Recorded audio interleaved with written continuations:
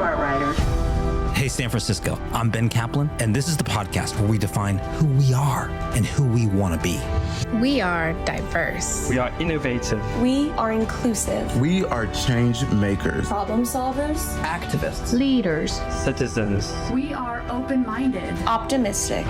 There's hope for a better tomorrow. And you gotta give them hope.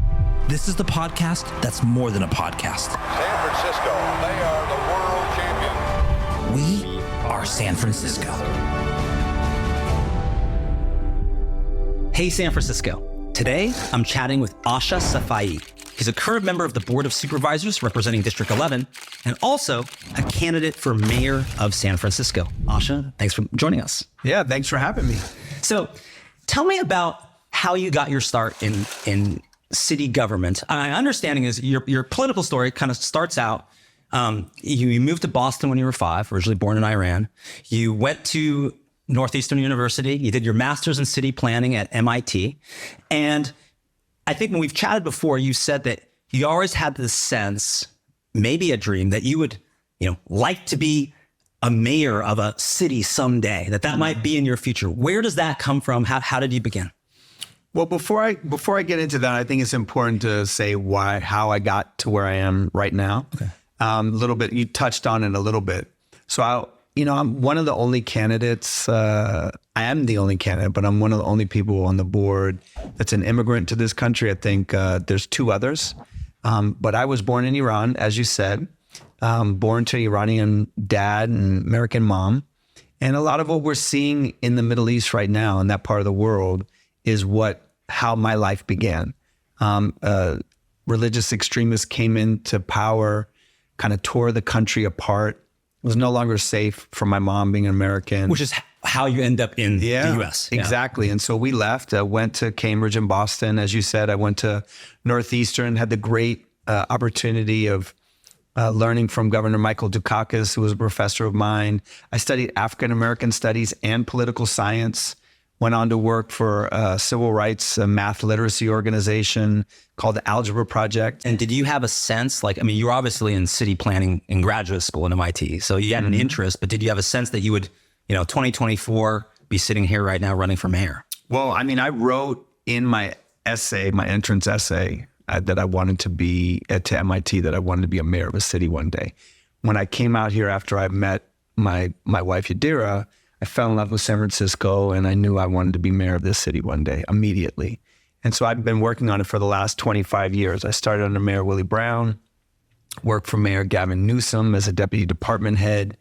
In fact, what you're seeing out on the streets today, because of this crazy weather, I worked for that department. I was out on the streets cleaning and greening San Francisco in these types of crises with public works, putting young people to work, formerly incarcerated, formerly homeless, giving them opportunities. And then I started my own small business. And this backdrop is perfect because I help small businesses. I help people through the planning process, small builders, developers, but I also work for the janitors union. And then things really pick up your elected political career. In 2008, you run for the Board of Supervisors, hard fought race. You don't win that race, but what did you learn from that first experience? You got to start somewhere. What did that teach you? It taught me that I did not know how important the history of labor was to this city. I didn't have as strong relationships in Chinatown. I didn't have a complete kind of exposure to all the elements I think are important to be successful in San Francisco politics. You just didn't have the context for all the things. I didn't have the context. I didn't have the relationships. Yeah. So I had been here, at that time, I had been here for about 8 years, but I did not have as much exposure. So it was extremely important. It allowed me to start my family, have my daughter and my son. So I'm a proud father. And I think that's super important because it gives you a different perspective of how you're approaching the city, thinking about it through the lens of working families and families in general, and and trying to entertain. How hard it is to survive in this city. Well, I have a 3-year-old and an almost 2-year-old, so it's my weekends are now shifted to how do we entertain toddlers that have a short attention span, and so you explore the city to do it. Yeah, and actually that's part of how I started to get really involved in the neighborhood, because a lot of our neighborhood parks were run down, and a lot of the families were like, "Wait, I'm stretching myself. I'm trying to survive in the city." And then I go down the corner, and to the corner, playground is falling apart. That's not fair. So we organized and got my former boss, the mayor, Gavin Newsom, to put in the bond and prioritize our neighborhood. And that became kind of a catalyst for me for running the second time around. Well, and really that sort of 8-year gap between 2008, 2016, that's when, as you alluded to, you were working for Service Employees International Union, Local 87. You were their political director. And what did that process teach you? Obviously, to help with the relationships you need, but what did you learn from that for 2016? I will tell you, not even for 2016.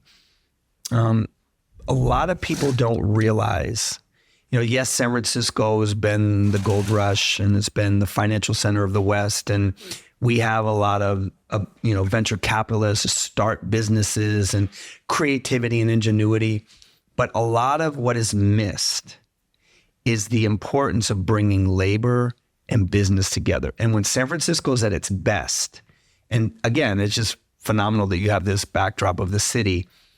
When San Francisco is at its best, it's when everyone is prospering, when everyone is advancing, and when labor and business come together. So when I work with the janitors, we worked on the mid-market tax break. We worked on the Twitter tax break because when those office buildings are full, janitors are working, security guards are working, small businesses around there, everyone is benefiting from that. Now, there's some things that could be adjusted. There were some mistakes that were made. Well, and I think we'll get to it because I want to talk about the labor negotiation coming up this summer. But this idea that sometimes it's pitted that like San Francisco is kind of a zero-sum game.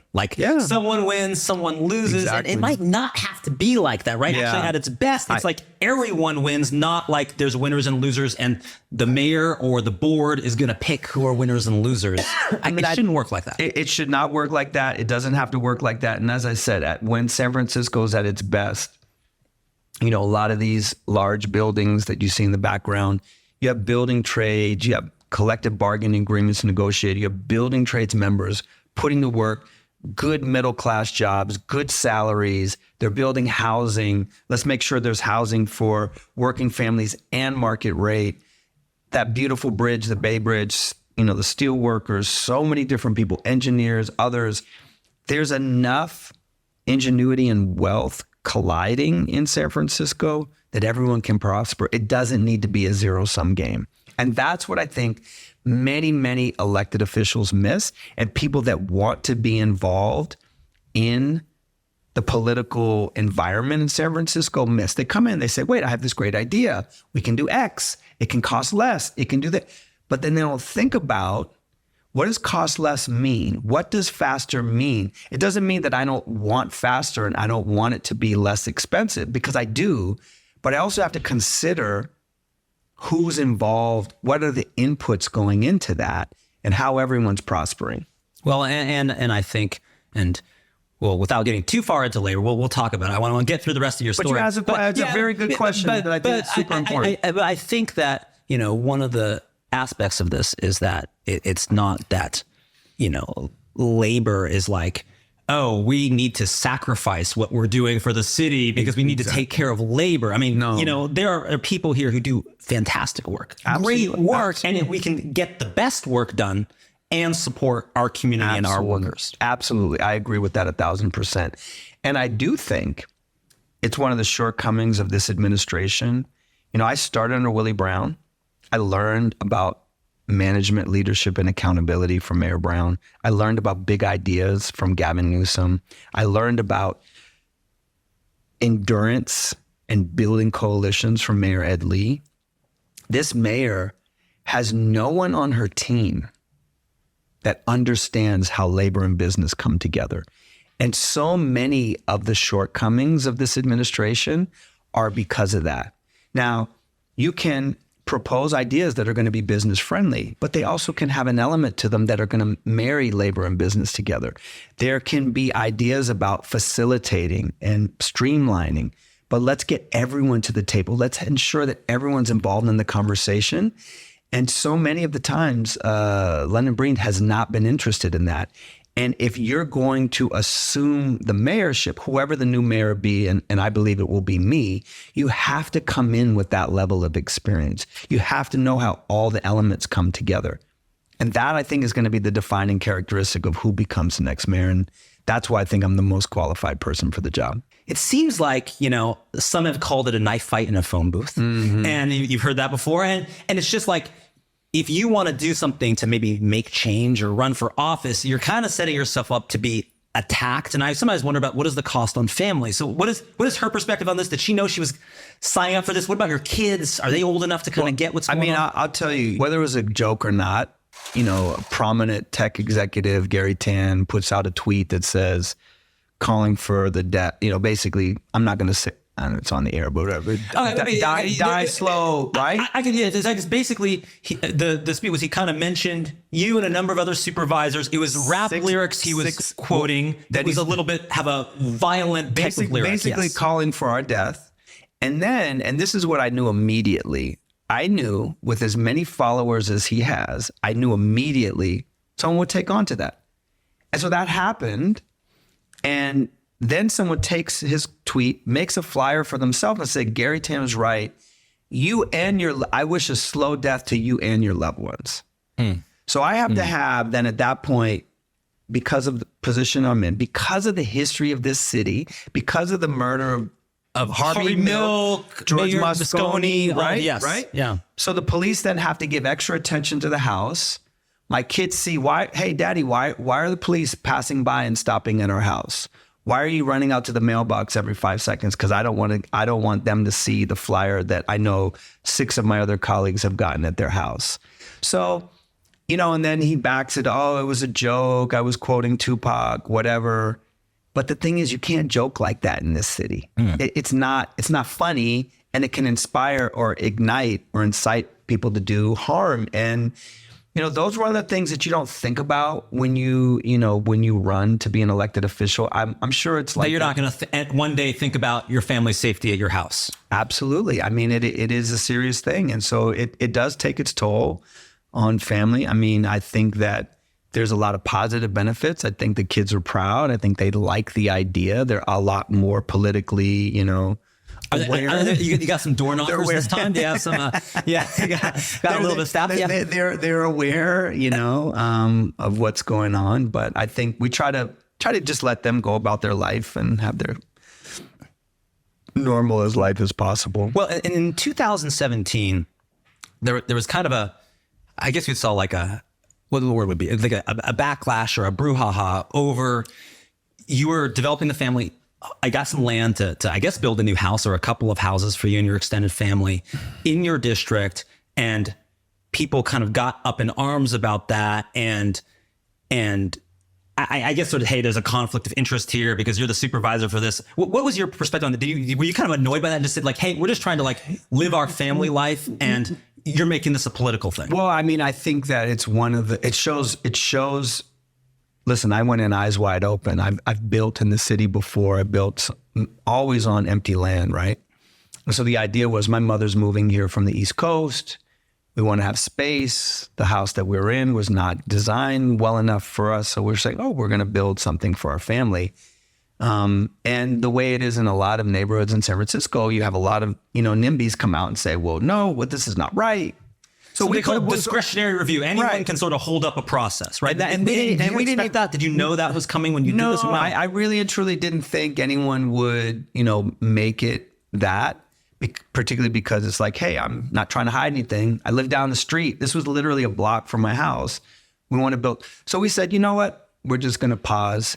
And we found another house and we renovated that and we added an ADU and that's where we live now. And so we just moved from one side of the neighborhood to another, but it was unfortunate. I think people understand what they can do to kind of whip up fear and concern and make people upset. But these are 2 empty lots that are going to be built into housing at some point one day. So anyway. Okay. And then finally, since becoming supervisor, 2016, I know you've mentioned to me before that was like the door knocking campaign, right? How many doors did you knock on that? I mean, it was at least 7,000, at least. At least? I mean, at least. I went through like 2 or 3 pairs of shoes. Okay. There's 48 precincts in the district, or there was at the time, and we knocked all of them and then went back to target another 12 to 15 that we needed to do more that I didn't get as much out of. And I'll tell you, I still bump into people that remember when I knocked on their door from 2008, that have my sign from 2008, like, oh yeah, you came to our house. And I'm like, oh my God, wow.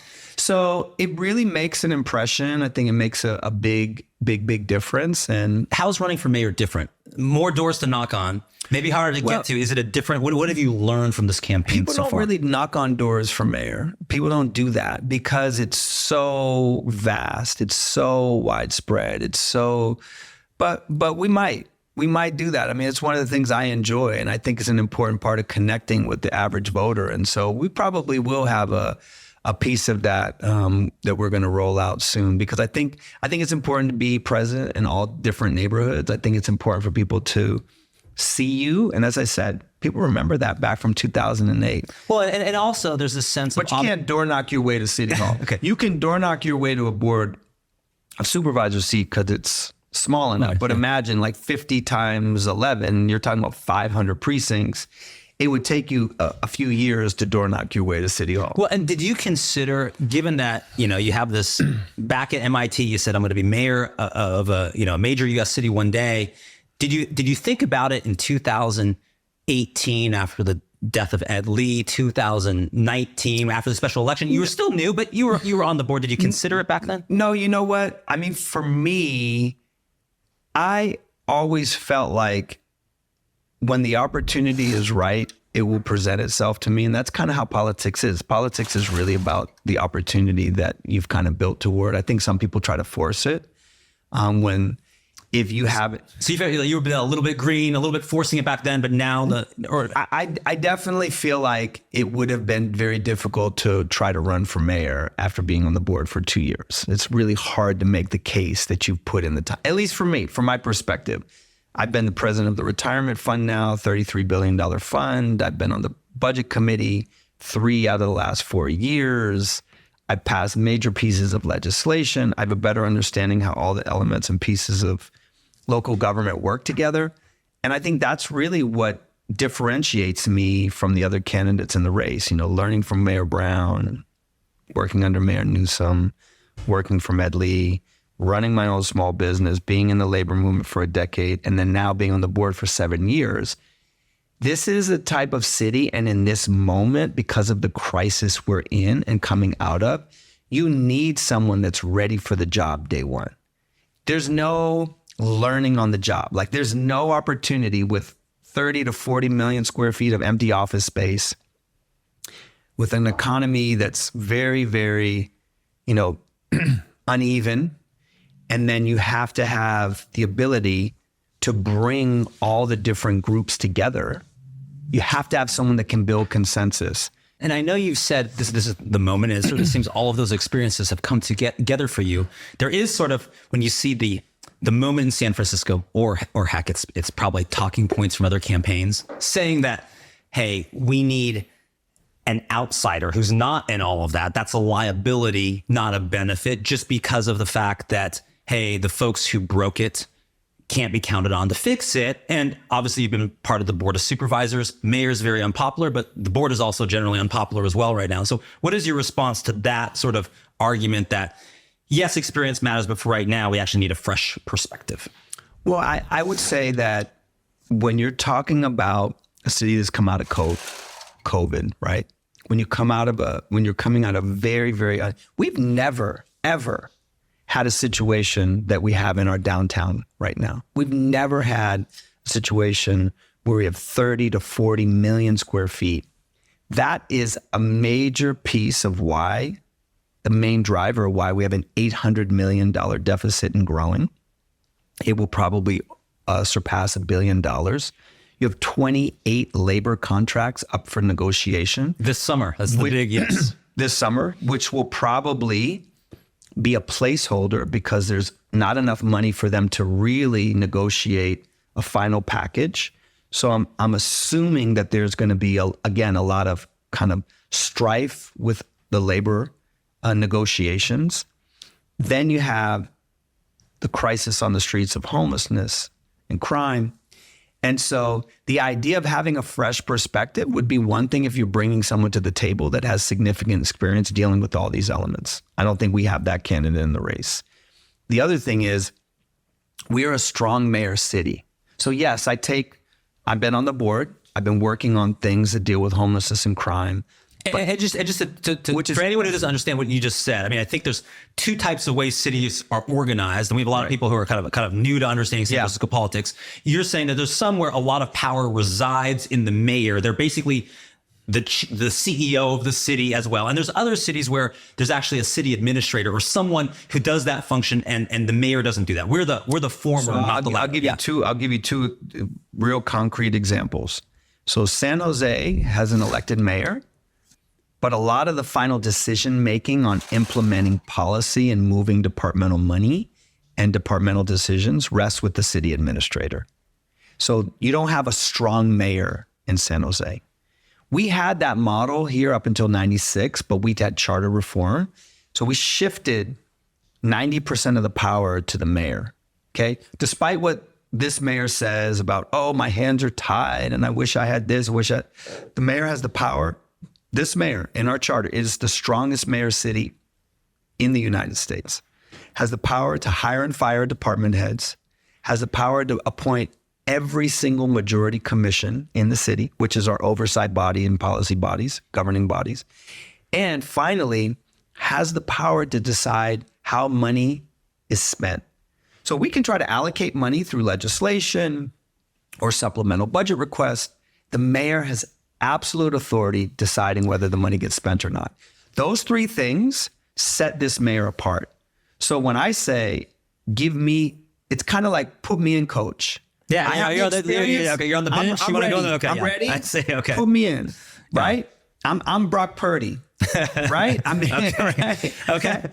I wasn't. You were not the top draft pick. You were low on the draft pick, but now you're proving yourself. But I've proven myself. I'm ready. I'm ready to take the reins and give me the opportunity. And that's how it's always been. People have always underestimated me, and I fought for everything I had. You know, being immigrant, raised by a single mom, like you fight for what you have. And I'll tell you right now, San Francisco needs someone that's ready to come in and fight. And also someone that can build consensus. And I have a proven track record of doing that. When we wanted to bring oversight and accountability to the Department of Homelessness and Supportive Housing, I got every single one of my colleagues on board. I got stakeholders on board. We went out and raised money. We put it on the ballot.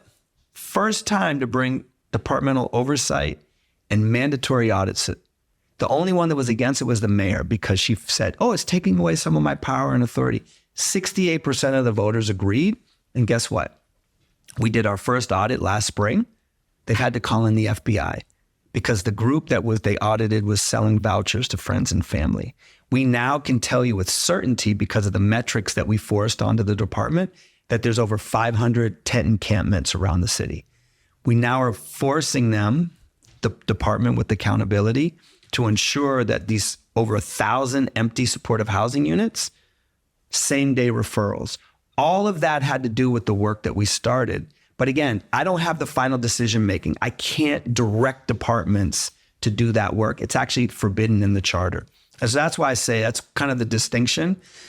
San Francisco has never elected an outsider. They've never put someone in office to the mayor's office that doesn't have experience. And I think if you were thinking about it from a company's perspective, you want to bring someone to the table. If you were hiring a CEO, you want to bring someone that understands the organization or has experience in another organization. When you're dealing with something this large, $14.6 billion budget, multiple decision makers, stakeholders that now need to be kind of corralled and kind of put back on track. And I think one thing that sometimes some people miss, and I think because we become so polarized, especially on the board of supervisors, is that everyone says we're trying to get to that sixth vote, right? 11 members of the board, that's 6-5. Let's jam it in. But sometimes when you say it's better to get, even if you could get 6-5, get it through, it would be better to get consensus, better to get everyone on board, because then, the vote is not the end of it. The vote is just the beginning of, now we got to implement it. And if everyone's pulling in the same direction, we're better off. You know what, Ben? I'm glad you said that. When I was first elected in 2017, it had been 15 years since they updated the inclusionary housing rules. Inclusionary housing is when a private developer builds housing, there's a percentage that they have to set aside below market. Low income right? housing, yes. So the number in 2018 was 12%. Hadn't been updated in 15 years. Maybe on some projects that were larger, it was 15. But the economy was gangbusters in 2017, right? At the time, many people's perspective, swung the board 6-5, right? I made a declarative statement to Supervisor Peskin at the time, Supervisor Kim, and all the other people. London Breed was on the board. I said, we're not going to do a 6-5 vote. We are going to do an 11-0 vote on this because it's too important. We need to build consensus. So Jane Kim and Aaron Peskin had a piece of legislation that they were moving. They were trying to get it done prior to the election. It didn't happen. Then I got on the board and worked with Katie Tang and London Breed at the time. But Aaron Peskin and I led the negotiations. We brought labor, we brought builders, we brought the technical advisory committee from the controller's office. We got everyone to the table and we negotiated a final deal. And to your point, if we had gone 6-5, there was a group out there that said, we're going to go straight to the ballot. We're going to bring it to the voters and we're going to put a really high, because everyone was like, oh yeah, 25%. That makes sense. They don't care about the economics. They love the way it sounds. But we stopped that from happening. We kept that gentleman away from going forward with that. And we got an 11-0 vote. And we all shared in the, I don't want to say the glory, but the success of passing that measure. And it's how things have to be done. And what's happened under London and this mayor is they've chosen issues that have divided and continue to divide. She's never put in the work to bring and build consensus. And I can't emphasize enough, that is the missing element with what's wrong with this city right now. Well, I also feel like as I've learned more about the inner workings and having people on this show, your colleagues on the board, I've been surprised that it's like certain staffs don't talk to each other. And there's not like, and even people that are very political people in the city said, 20 years ago, you could have like a vigorous debate and then go have like dinner and drinks. And, right. and we all are coming from the same place. We want the best. We disagree on this, but that doesn't mean you're a bad person. I sort of feel like this is me as an outsider looking in. It sort of feels more like, no, the other side, they're all bad people. Yeah. And I'm not going to talk or associate with them, which gets it hard to build consensus. Like, why has it become that? I think you have some outside, I'm sorry to say this, but I think you have some outside stakeholders, people trying to influence the conversation that have really fomented this division. And the mayor being the executive of the city and being the leader of the city. And by the way, there was 11 other leaders too, right? We're leaders in our own way. But being the main voice of the city has bought into that. And if you listen to her messaging over the last 4 or 5 years, it's the district attorney's fault why we have crime and not prosecution. It's the police commission's fault. It's the board of supervisors' fault. Only if I had it's the bureaucracy's fault. Only if we could remove the layers of bureaucracy. Oh, if I had more power directly, I could get the job every single step of the way. And then you have stakeholders that have globbed onto that and promoted that message. The mayor appoints the majority of all commissions and oversight bodies. The mayor is the main decision maker for hiring and firing department heads. The mayor appointed the district attorney. The mayor appointed the city attorney. The mayor appointed members to the board of supervisors. The mayor appointed the school board. Like, there really isn't anyone else that she can point fingers at, right? But instead, they've globbed onto this. They've really dug their claws into this narrative, and they promoted this narrative. And I hate to say it. Yes, there are people that want to get in the way of progress. There's no question about that. But Mayor Brown, that's when my political history in the city began. He had a far more antagonistic board of supervisors in 2000. They literally were all elected Every single one of them, except for two or three. To oppose him. To oppose him. Right. Every one of them. Because he was seen as so powerful. Because he had appointed and he called the board of supervisors his mistresses. Like he dismissed them as being irrelevant. And there was this massive backlash. So and how did he manage to get things done? He was known as a wheeler and dealer. He was known as very powerful, influential. What did you learn from watching him? Mayor Brown, regardless of what, like you said, you could have this public fight. He'd be having dinner with you that night saying, let's sit down, let's talk. What is it that we can do? How can we get to yes? I can't give you this, but maybe I can give you that. Ask Supervisor Peskin. I mean, he's negotiated with Mayor Brown for 24 years. And it's the difference. It's the difference between being a real hands-on mayor. When I started with Mayor Brown, this is one of the things that I will bring back. And I promised him this when I told him I was running. Is this the office hours on Saturdays once a month that he was famous for doing? Open door day. He would open up the international room. He'd have his phone. Wasn't it like that the top 10 people who sign up or something? The first 10 to 20 people, they would get 10 minutes with Mayor Brown. He'd have his phone on the table. He'd have staff in there, chief of staff. Every department head in the city knew that day. Because he didn't know the issue what it was going to be ultimately. That they're going to get a phone call from him based on you. You better answer your phone. And if you don't, you better be ready to bring in your resignation letter on Monday. And that's how he ran the city. Issues big and small. That ferry building was revitalized because of Mayor Brown. So much of the waterfront was redone because of Mayor Brown. So many of the projects. So even though he had an antagonistic board, he still was able to get things done. And I think that's because of the power of the mayor's office. Well, and of course, then Mayor Gavin Newsom, now Governor Newsom came next. When I sort of talked to people who was like, I don't know, the last mayor that people got excited about, they kind of point to Newsom. He was different he was the protege of Mayor Brown, but what did he do differently that sort of made people get excited? Was it just his youthful energy, or was it something else? It was he was about big ideas. Literally his first month in office, what day is it? The 5th, a week. So they get sworn in January. A week from now, he did the whole gay marriage pronouncement, opened up City Hall on Valentine's Day. Lines around the corner, challenge the status quo. And I think that's what and that was important for that issue, but also symbolic of what was coming. What was to come. That was set the tone for his administration.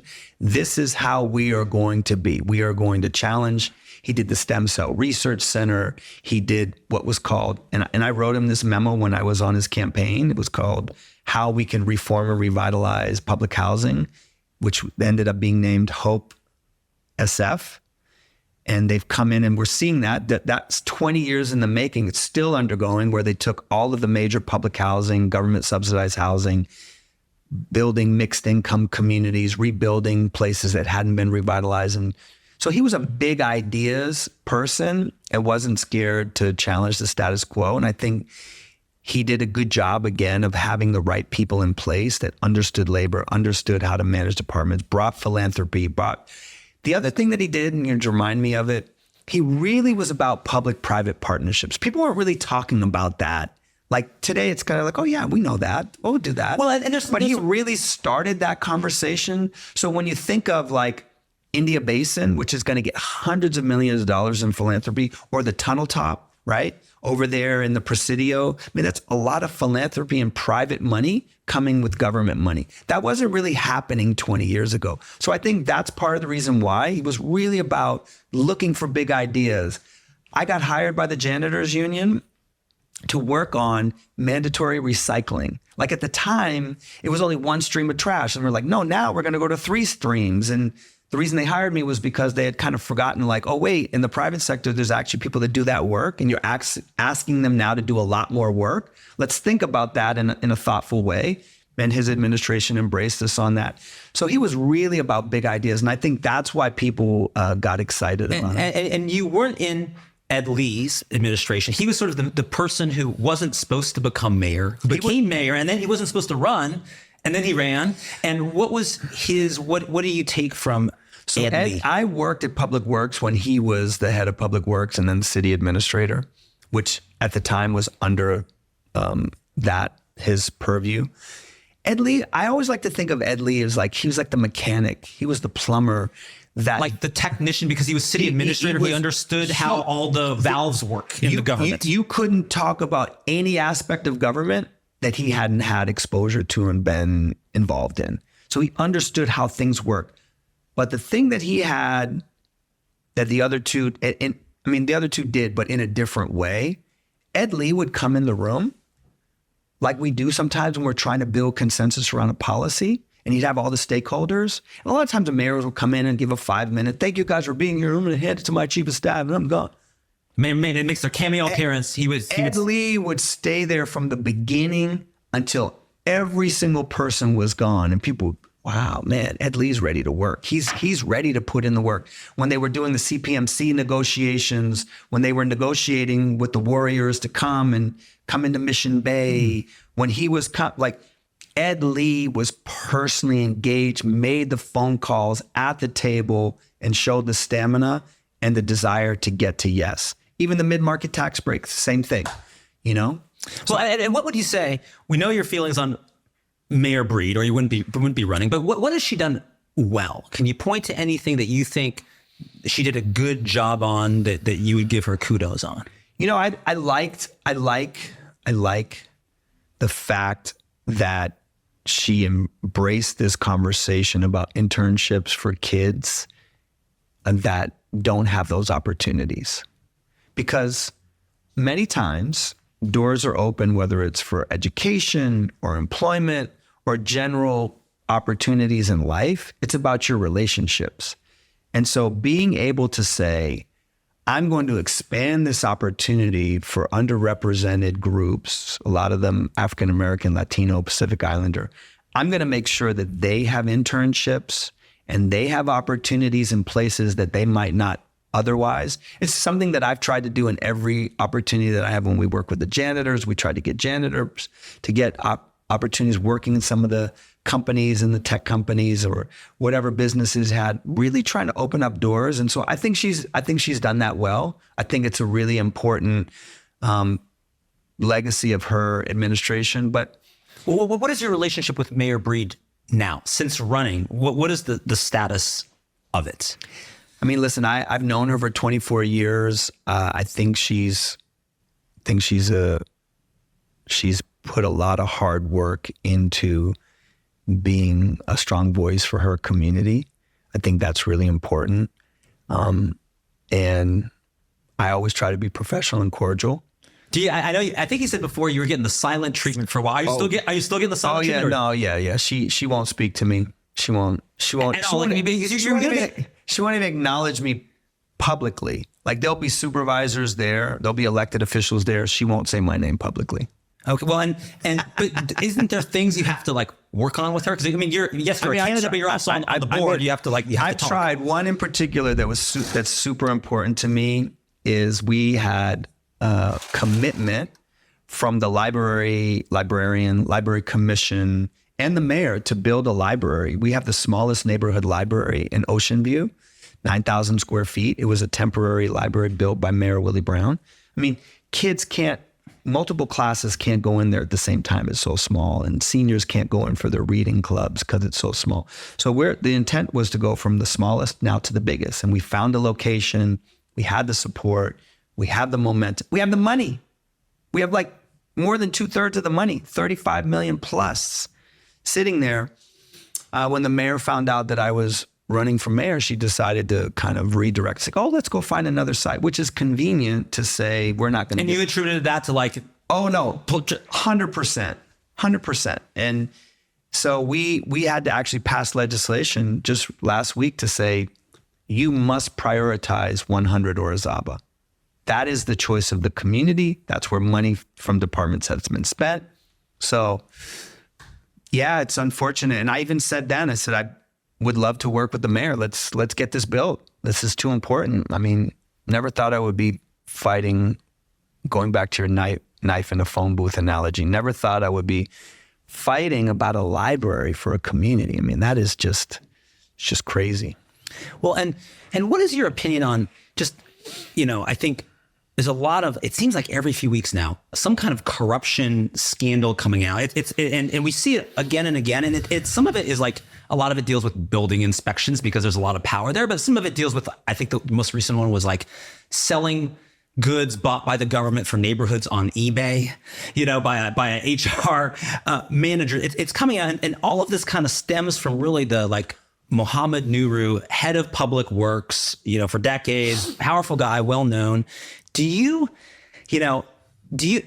San Francisco is kind of a relatively small city, so lots of people know each other. Do you think, like, I know Mohammed Nuru was a close friend of Mayor Breeze. They said like way back in the day, they dated. She accepted some car repairs for him.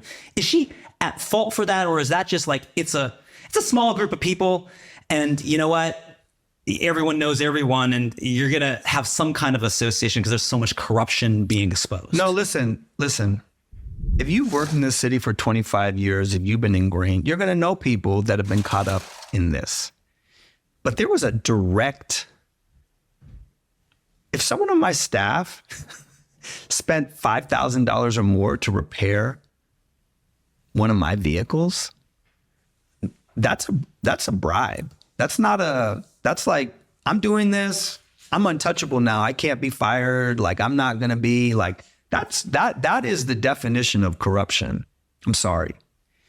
But it wasn't just in that department. I mean, it was pervasive. There's like 15 department heads and 15 departments that have been impacted by this. And then you get another layer below, as we saw, the police department, one of their biggest and most important nonprofit providers, SF Safe, was just caught up in, the district attorney's looking into the case now, where the money has disappeared, people haven't been paid, money was misspent. And so this culture has kind of pervaded this entire administration. And it's very, very unfortunate. When I read the thing about, because the most recent one you talked about was the Community Challenge Grant. Mm-hmm. These are small neighborhood leaders that come together and say, we have a staircase, we want to add tile to it. Can we get a $5,000 grant? We are seniors, retired folks, we want to form a neighborhood emergency resistance team, NERT team. Can you get us some money so that we can buy radios and different things? This money was taken. On paper, it looked like it was going to a group. And then this employee went out and was buying equipment and was selling it on eBay. That is like, it just blows my mind. It literally blows my mind. And then kickbacks going to department heads, and you got this contract, but you're going to give me 60,000 of it. Well, and do you think it sounds like Chicago in the 1920s? It's just unbelievable. And does it feel like the tip of the iceberg to you, or no? Do you still think there's more that's going to reveal, or is it some of it's like low level folks that don't have a lot of power? But obviously Mohammed Nuru was not low level. He was probably as high level as you can get within the city government. Like, do you expect more to come out, or more? Listen, the director of Fix-It team, the Community Challenge Grant person, Public Works, PUC, Building Department, Department of Environment. I could just keep going.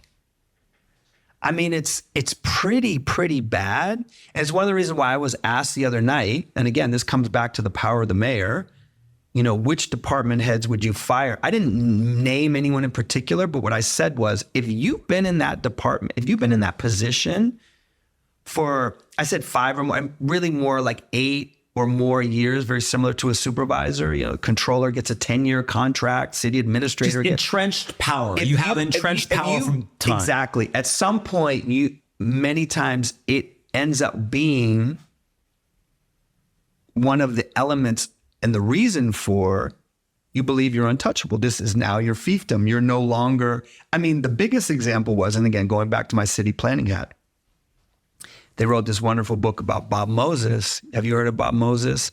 He had this tiny little department head. He was the head of the toll collection in New York City, right?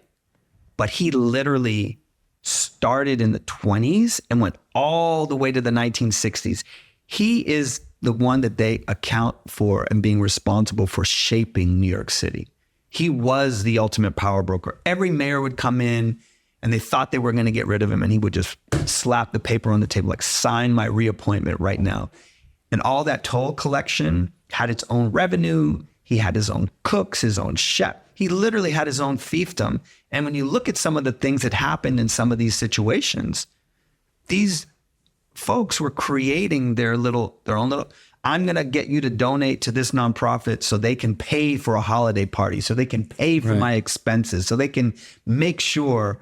And then in this worst case, I'm going to collect a bribe. You're going to give it to my girlfriend. She's going to try to clean it and deposit it in her account. And we're going to go to Chile and wherever else and drink fine wine and stay in the. I'm like, it just blows. It is. And to me, it is the most. And the reason I'm so upset is it is to me the biggest breach of trust to the public. They put a lot of, like, I'm an elected official accountable to the people that elected me.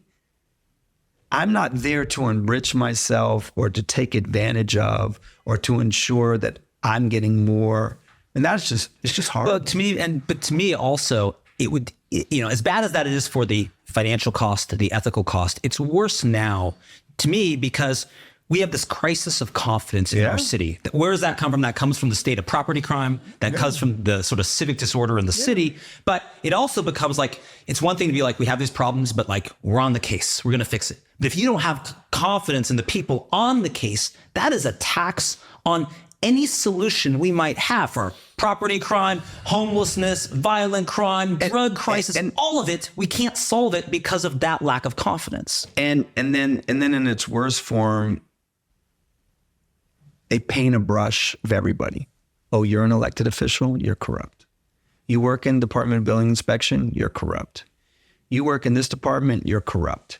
And there's a lot of good, hardworking people that have dedicated themselves to be public servants that now, morale drops, public works for so many. I tweeted on the way over here, thanking all the crews that have been out there for the last 24 hours, cleaning the streets and sidewalks to make sure our city's safe. They literally worked around the clock. Those are the people. That department is the hardest working department in the entire city. And yet their department head was the kind of the figure of all the corruption that happened in the city, where it was like the pinnacle of it, right? Well, and how there was a San Francisco Chronicle article. So it impacts how people feel. And that's horrible. Well, there was a San Francisco Chronicle article that talked about, and I'm probably going to get the name wrong, but Siavash Tabazov, who is a developer in the city, did one of the maybe the largest recent development in your district, and it was a good friend of yours. I think the 116 unit development, and he was sort of, I guess, I don't know. I think the allegation is bribes to the builders inspection, and he was sort of, I think at least this is the story. So you can correct it if it's wrong, but it's like a good friend of yours. And also on a personal level, you had developed 6 different buildings with him. And to be clear, you're not implicated. That part's not right. Okay. That part, you can clarify that. To be clear, you're not implicated in any of this, no. but you're associated with him. Is it like, do you feel like some people have sort of said guilty by association because there's lack of confidence? How has that affected you? Absolutely. Listen, this person, and to clarify the last thing, I hired his former business partner to be the engineer to do my plans. And so that was where they were like, oh, I've never did any projects with Sia, never one. Okay, his company partner. But I hired his former partner to be the engineer to design my plans and stuff. And so, here's a guy that did 50% affordable in my district. It's not the largest, actually. It was at the time, but now we've had one that does 200 units, one that 130 that came online, another 130. But at the time, it was the largest apartment building. He gave away 50% of the units as affordable, and then some additional units to former transitional age youth. So we celebrated that at the time. And I've known— So you're saying he's doing good work, he has a community at heart. Right. So this was shocking to you? The person that I know, and I've known him as a philanthropist. I've known the family as philanthropists, engineers, small builders. Those are the people that I knew. And so to hear about this, it was shocking because I was like, Why does he even need that? Why would he even need to be involved in that? Because he's doing all these other things. And when you get to a certain point, you're able to, really understand the system better. You have the right designers. And those are the things that really facilitate the communications back and forth. So it was shocking to me. And then, yeah, you're right. I mean, there's going to be people that will say, well, he knew them. He's guilty too.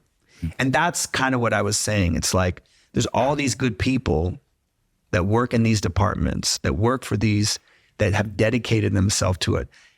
My reason for being a public servant is to help people, not to help myself by any means. I've always operated myself with the highest level of integrity and honesty.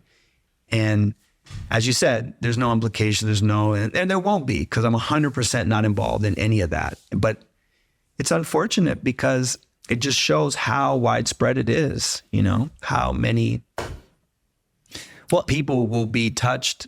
And I think there are still going to be more people that will be implicated and more people that will be involved.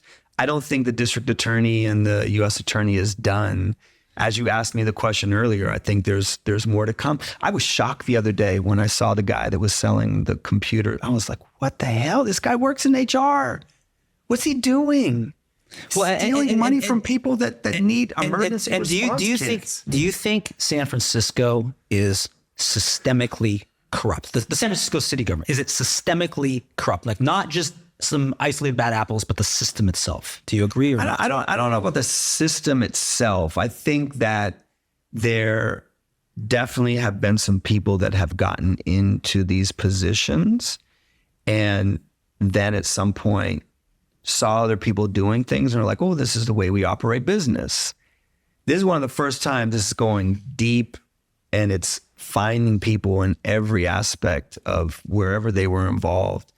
And, people send text messages, they put things online, and they create a paper trail of the crimes that they're involved in. And so, well, and I don't know, and I wonder. So I don't think it's a systemic level of corruption. I don't think the nature, but I will say, going back to building and going back to some of these other areas, because of the level of delays or the level of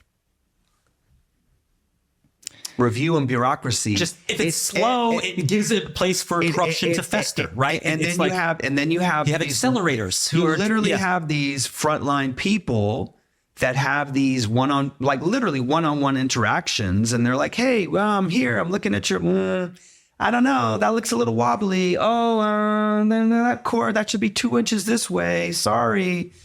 And it can be death by a 1,000 cuts. And then they're like, or I don't know, I really wish I had a new watch or whatever it is. And they start to insinuate. And then it creates this environment because things are so slow. The bureaucracy is so laden with all these additional hurdles that it gives that lots the system itself it creates an environment where people can take advantage of that. And that's unfortunate. It's really, really unfortunate. Well, and the issue is that if you create 15 hurdles to getting something done, let's say to get your permit or your license, each of those little hurdles might be a low-level person, a relatively low-level frontline worker who doesn't normally have that much influence or power in the process, but you have to jump over 15 hurdles to get there. Each one of those hurdles is actually a potential for you're going to get slowed down. I can speed you up. And so there's so many opportunities. But in those situations, it's incumbent upon, and I've had many, many contractors come to me and say, you know what? Even if someone insinuated, that's just not how I do business. And if it takes a little bit more time, I'll try to get a new inspector. They just won't be involved in it. It's not unique to San Francisco in terms of corruption within building departments. I think that's something that's been documented, very extensively all over the world. Well, and not even building departments too, but it's like any slowdown bureaucracy. It's like New York, members of the police force, because it took a long time to get a gun license, where, taking money to accelerate gun licenses. And in LA, it takes a long time to get a liquor license. So those who have control over that process can sell to, your karaoke bar, you can speed up. So that's why I just wonder, we've got to fix. I think most people feel like the bureaucracy needs to be fixed, but there's many reasons to do it. One is just serve the people. let's serve our city, let's change our community. But the other is like, let's not give a place for corruption to hide if we can improve this. Absolutely. I think that in and of itself is an important statement. I think we need to facilitate that to ensure that it doesn't breed that level of corruption. A couple things about your campaign, and I'd love to hear you comment on other campaigns too. One, when people talk about your campaign, I mean, some of the discussion or maybe a critique will be that they feel like they don't know, and these are just talking points that were set to me. So maybe this is from other campaigns. They don't know where you stand on things because they feel like, oh, you're like moderate in some instances, but then, you know, there's kind of an open lane on the progressive side because no one's really declared as a candidate. So you might be more progressive to a different audience, or they just don't know where you're coming from. Is that fair, or is that unfair by your other campaigns? Well, I mean, I think it's pretty easy to look at my track record. If you look at from my initial quote, when people are like, "Are you progressive or moderate?" I said, I don't identify. I'm like, I am progressive on the issues. I am someone that's going to fight for positive change in the city, but I'm also going to be very pragmatic. And I think there are some people that for them, it's easy to kind of put someone in one group or the other. But, you know, I think I've been very clear. If you look at my track record on how I voted, I think it builds a body of evidence. I think it's easier when when you haven't been elected and you haven't had to take the tough stands and you haven't had to take a position. It's easier. You're talking about Daniel Lurie or someone like, okay. Someone like Daniel Lurie or an outsider, it's easy to say, this is what I believe. These are the solutions. This is what I'm going to do. But how do you know? Where's the track record of evidence? I can point to homelessness oversight and accountability because I ran that ballot measure and those audits and accountability have begun. I can point to passing foot patrols and mandatory foot patrol for all supervisorial, all district stations. I can talk about the organized retail theft working group. I can talk about my positions on different ballot, I can. So you have a body of work, regardless of what you say. Well, not even what I say. I mean, I think I'm very clear on where I stand on things. I've never avoided any questions. I don't avoid any direct issues. But, you know, there's instances that have come over the last few years where if I feel something is important to go one way, I will go that way. And I think that's probably more of my pragmatism, to be honest with you. Or so we're saying like a nuance on an issue that might warrant it. Talk about Proposition B. You're the sponsor behind it now, but it has sort of an interesting history in that it was originally sort of put forth by Supervisor Matt Dorsey, and it was to increase staffing levels of the police. He's been on the podcast before, and he kind of considers if you came in and had an amendment and sort of made it predicated on a future tax revenue event that would fund it. Future funding, yeah. For a future funding event. He considered that, he called it, I think in his words, a poison pill, that you were sort of sabotaging his legislation and that it was kind of all politics and it has the opposite effect of staffing police. It reduces police because it's going to delay us to get this future funding. What is is that fair, not fair? People, no. Notice I called it a cop tax. Is it a cop tax? No. So I guess the best analogy I can say is, you see Governor Newsom's doing Prop I. Mm-hmm. Prop I is going to an existing tax and saying, let's reallocate some of that. Let's open it up for more uses so we can repurpose it in the right way. So it says any Californian that makes over $1 million a year in income will pay a tax. That tax will be used for mental health services. Well, Governor Newsom now is saying, going back to the voters with Prop I to say, some of the categories and some of the ways that money is being used is too restrictive. I want to open it up so we can build more mental health facilities. I want to use it so we can get more housing for those with mental health and addiction.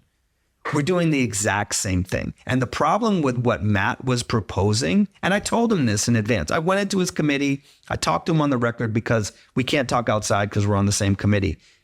We are facing an $800 million deficit and growing. If you come in and say, without an identified source, we're going to set aside, in worst economy, 18, 17 million, in normal economy, 30 million for the next, you literally are robbing Peter to pay Paul. And so just this past month, the mayor came in and said, all the funds that you've negotiated this past year for multiple projects, we're taking that back. Again, power of the mayor. $75 million worth of programs were immediately cut. Guess what got cut in my district? After school programs, food pantry programs for seniors, childcare. All of those things are super, super important for families to survive and thrive in the city. Why would you want to put a recruitment bonus, a hiring bonus for police, and recruitment funds for police and pit them against these services? That's the worst idea in the world. And it would literally engender more animosity and anger toward police and the police department. So what I said was exactly what Governor Newsom said. Let's go back to an existing tax and let's ensure that we're funding this in the right way so we're not shorting our upcoming budget and services that we need. That was it. And so we are going to, there's no tax. There's this whole idea of a cop tax, stupid. It's great marketing, right? It's great. But there's no tax in the measure in Prop B. It says we're going to reestablish the minimum staffing. We're going to do that over 5 years. But we're going to ensure, like Governor Newsom is now, we're going to ensure we have the right funding source. This idea delays hiring. There's 300 funded unfilled positions in the police department's budget right now.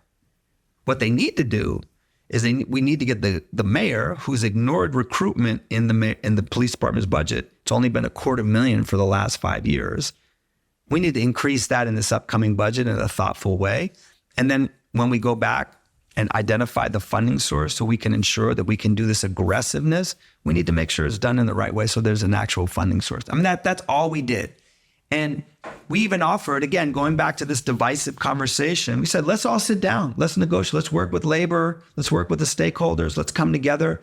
But there, again, forces that are out there that want to divide and create this wedge in the city on such an important issue. So they chose to go a different direction. It's unfortunate. Well, and it seems like to be so divisive on that issue. I mean, I think there's general feeling like we need to staff up the police. No, there's no question. This is important. We can agree. And like, no if question. anything we should be uniting on, it's something like that. So the fact that it's turned into this bitter battle is really unfortunate. It was 1,950 officers when London Breed came into office.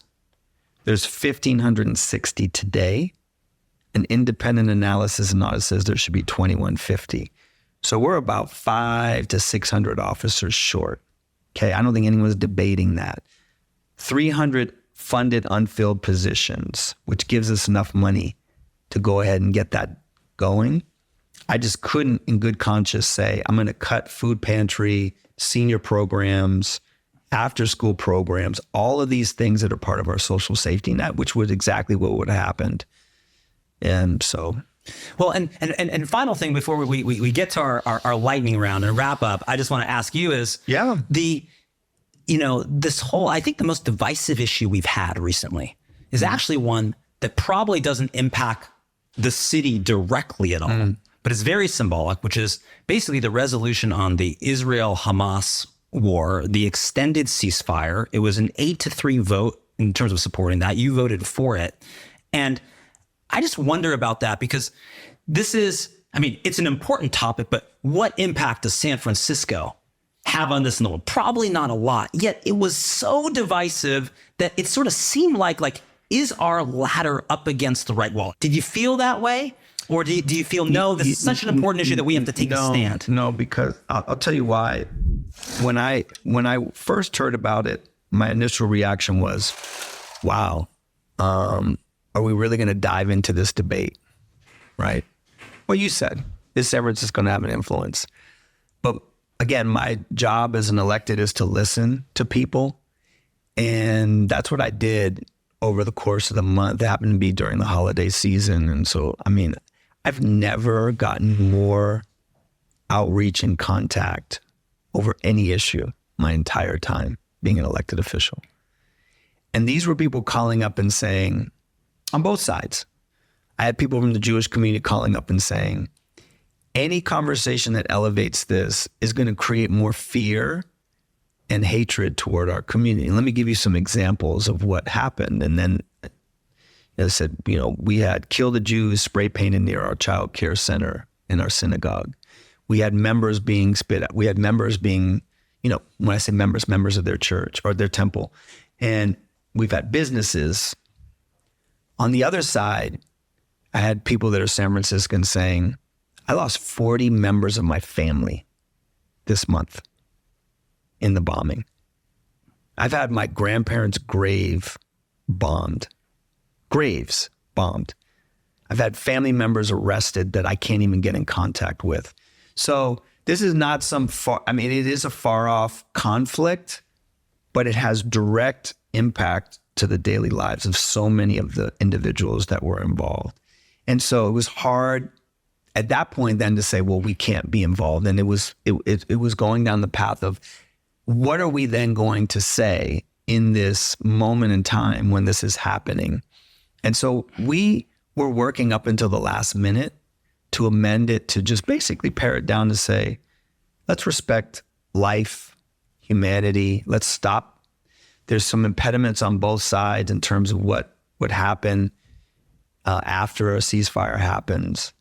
And so I have to tell you, it was, and again, I said this when I got up and spoke, as someone that was born into the world, and my earliest memories are gunshots in the streets and religious extremists coming in and people threatening and killing my own family. I had family members that were killed, and we had to flee for our own safety and life because it was no longer a place to be. That now has spread. It's really the religious extremists on both sides that are winning, right?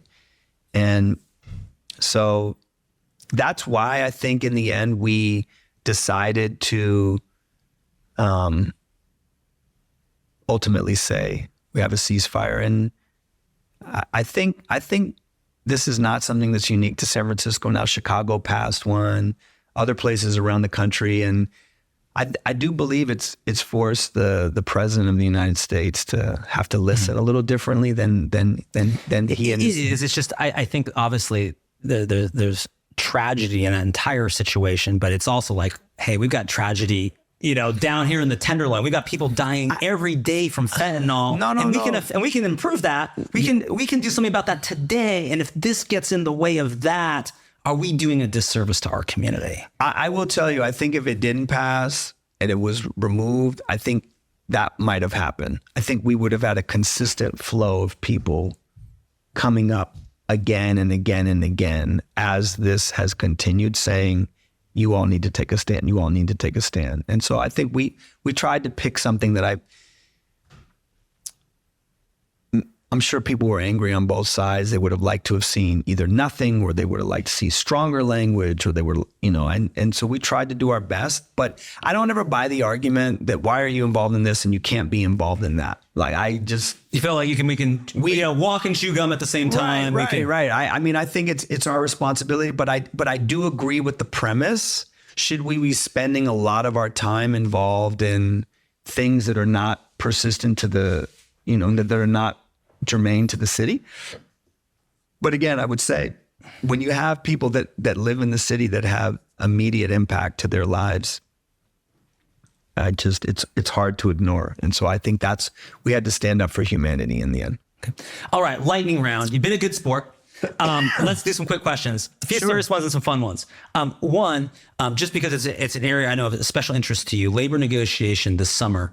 What would be the first thing you do if you were, obviously you're not mayor this year, but if it had been you, what would you do as like day one for that negotiation? I would have already had the labor leaders in the room with me and my team, and we would be setting weekly meetings to get a negotiation and a deal done. The mayor's not directly involved. This is a historic moment in the city with the type of deficit we have, the amount of contracts that are up, and the shortfall that we're facing. It requires the mayor's direct involvement. I would be directly involved at the table with my team. And even now, not waiting for right now. Yeah. I would, a month ago. Yeah. They started a couple weeks. I would have been I would have called them before the break. They've known this is coming. They've known this iceberg is coming toward the city. So. Okay.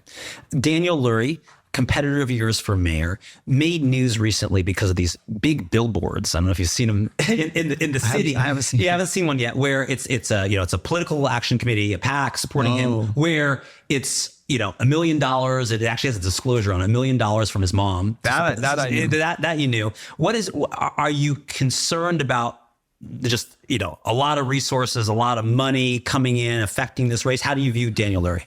So when his mom gave $1 million, I tweeted out, I said, my mom gave $150. I said, love you, Mom. We are people power are going to drive this campaign. And was that match 6-1? Where is she? Is she here? So it's match 6-1. So, you got to match that. Okay, good. Yeah. So it's like $1,000 donation, right?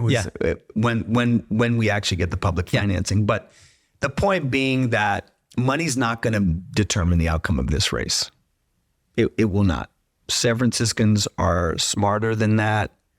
They're not going to let someone come in and buy the mayor's office. Do you think Daniel Lurie would have a chance of being a good mayor? I like Daniel. I think he's a smart guy. I think he's dedicated. I think he's bright. I think he is personable.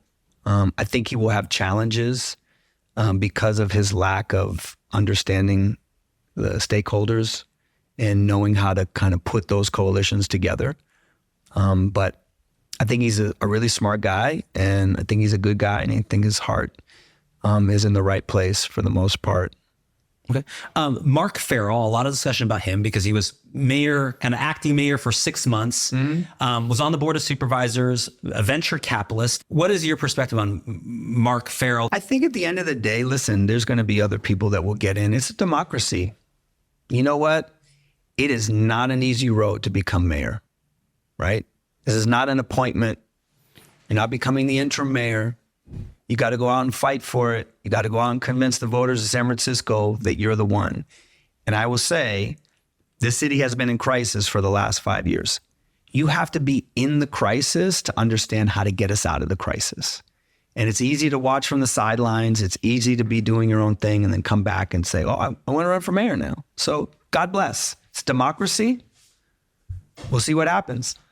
Aaron Peskin, president of the board of supervisors, a lot of speculation on him jumping into the race because there hasn't been sort of on the more left side of the political spectrum enter the race. Would Aaron Peskin be a good mayor? Do you think? Again, that would be up for the voters of San Francisco to decide if he got in. Aaron is somebody, he understands how government works. He understands the legislative process. He's actually someone that's willing to negotiate and work with folks. And I've had a tremendous time working with him on the board of supervisors.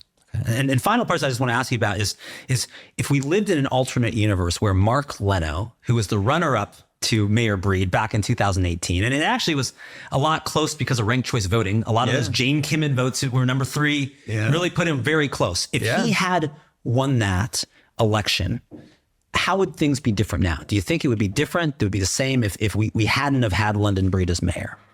I definitely believe Mark is a consensus builder. When I went back to going back to the story I told you about going for an 11-0 vote on the inclusionary housing, Supervisor Leno was the person at the time that led the legislation on inclusionary housing. When I saw him when I first got elected, he said, Ahsha, my best advice for you is go for an 11-0 vote. So Mark is about trying to build consensus, trying to bring people together. And so I think in that regard, it would have been absolutely different.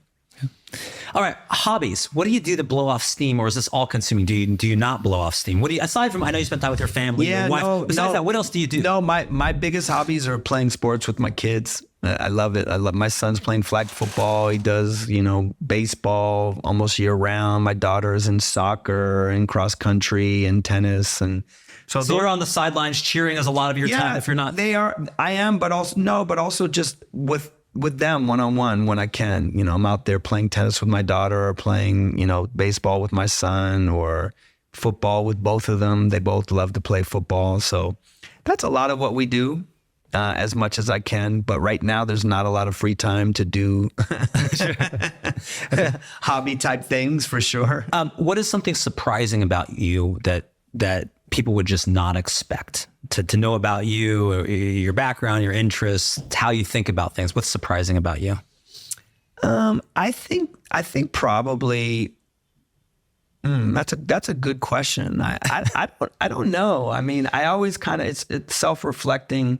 I probably would think. I mean, one time we were at Stern Grove and we were at Diggable Planets concert, and I knew all the words. And like Hillary Rowan looks over and she's like, "Wow, like well, I didn't know you liked hip hop." So I grew up listening to hip hop. That's my thing. Would there be a performance if you're elected mayor at your party? Will there be a hip hop performance? Are you going to commit to that now if you're elected? Maybe a gospel hip hop blend. You're gonna do, okay, there you heard Ahsha Safai. He said he's going to do a gospel. Not me. I'll have a group. What do you mean? Oh, me? you. Oh, when no, you go out there. No, there's not going to be a performance from you. No performance from me. Okay. What is the best meal in San Francisco under $20? Do you have a go-to spot? Anything you want to recommend? I love El Farolito. I love La Taqueria. Like for me, although I don't know, man, their burritos and prices have climbed to maybe over $20. Okay. But my favorite spot in the Mission is La Taqueria. For sure. Which is good. I'm a fan. I've been recommending this to people. I think a couple of times now on the podcast, but I like it so much. Tommy's Mexican on Geary. I know you spend much time at Tommy's. Yeah. Have a bit of a margarita. Have some. I recommend the chicken enchiladas there. There you go. What's a hidden gem in San Francisco that you think is under the radar? Just something to check out. You got relatives coming to town that aren't here much, or I don't know. You got a new constituent says, "I'm new to town." Where do you tell them to go? But I don't know if it's a hidden gem. I don't know if everyone has fully appreciated and seen. I talked a little bit about the Tunnel Top. We were there this past weekend with the family. I have to say, I'm trying to think of an urban area that's done something similar to that, but taking a freeway that was open and connecting the Presidio to Crissy Field in the way that they did it, and building in food and building in, play structure for the kids and families, and then going into to me is one of the most beautiful gems. But the other one that I've been fighting for recently that I think is a lot of time overlooked and kind of taken for granted, but they're like, wow, this is amazing, is the Marina Green and Marina Harbor. I mean, you have swimmers, rowers, people that are learning to sail, and then you have all the area, just the beautiful scenery and the environment there, to me, is super, super amazing. Well, I agree with you on that one. And my wife, who's here in the background, is an open water swimmer, a member of the Dolphin Club, and that's why even just the recent news about the attack on the person who was there at 6 a.m. just trying to get a workout in, and it was sort of attacking in the hospital. It just shows you how, hey, we take this hidden gem. And by the way, I was meant to be there if it hadn't been for the rain, because I've been working so hard with those folks to protect and save the Marina Harbor for swimmers, rowers, and sailors and others that just enjoy the Marina Green. I think Rec and Park's proposal would have just destroyed that area for all of the above. And so we're working to kind of shape that project. We passed legislation to that. We're going to vote on it tomorrow, essentially. So all the Marina Harbor folks. But I had been invited down there the same day that the person was attacked. But we postponed it because I wasn't 100% in the rain, and so we just said we'll reschedule it for this week. And I saw it. I saw it. It was just horrible. It is shocking for someone that's like enjoying the beauty of the city. It's a great use of our city, but I think the good news is that, at least the last post I saw, was that it seems like he's doing okay in the hospital. There's a GoFundMe which is funded, so if you want to support that, check that out. And final question for you: you've been an awesome sport, Ahsha. Is, let's say you are, before this campaign is over, you are mayor for a day. So you can't fix every problem. It's just a day. You have no commission oversight. You have no. Wait, what happened? Did I win the election? I only get it for one day? No.